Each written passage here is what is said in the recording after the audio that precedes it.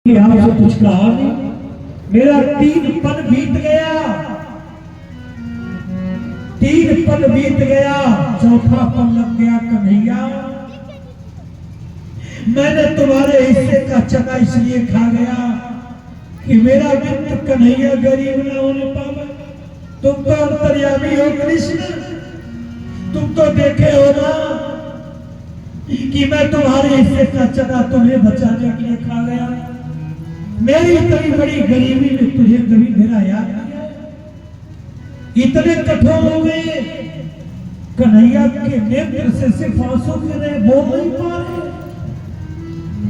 कन्हैया ने विश्वकर्मा को आदेश किया, विश्वकर्मा हाथ जोड़कर खड़े सामने विश्वकर्मा कहे, जब तक सुदामा अपनी टूटी हुई झोपड़िया में पहुंचे तब तक सुदामा पुरी बन जाना चाहिए।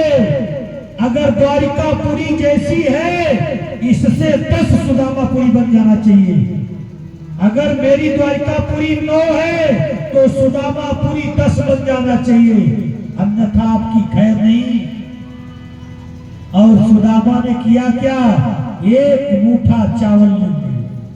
पोटली को जब खोले ना, जब गांठ को खोले तो खुद्दी कितना श्रीमद् भागवत महापुराण में वर्णन आया है कि जब पोटली पे खोले तो 1000 चावल की खुद्दी थी। 1000 चावल की खुद्दी थी। और जैसे पोटली को खोले, जब चावल की खुद्दी बिखरने लगी और उससे आवाज आई सुशीला की, हे मेरे देवर, हे मेरे प्राण के प्यारे, मेरी इस गरीबी का उपहास मत होने देना। तुम्हारी न जाने कितनी रानियां हैं, तुम्हारा ऐश्वर्य बहुत भारी है, मेरे इस भाभी की सौगात को स्वीकार कर लेना मेरे देवर। भगवान कृष्ण यही 1000 भुजा धारण किए।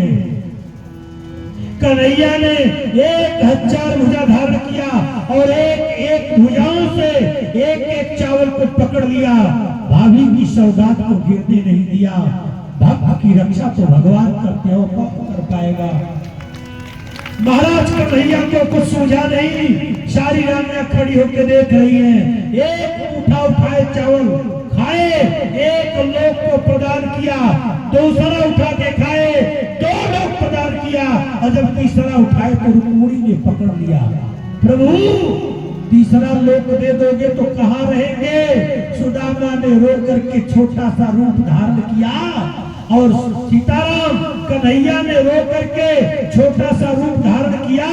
सुदामा के पैर में जो बेवार फटी थी, उसी बेवार में जाकर बैठ गए। हे रुक्मिणी, मेरा स्थान तो भक्त के चरणों में है। कहने का अभिप्राय क्या है? जैसे सुदामा के चरण कन्हैया दबा रहे थे, उसी प्रकार भारद्वाज जी चरणों को दबा रहे हैं। सागर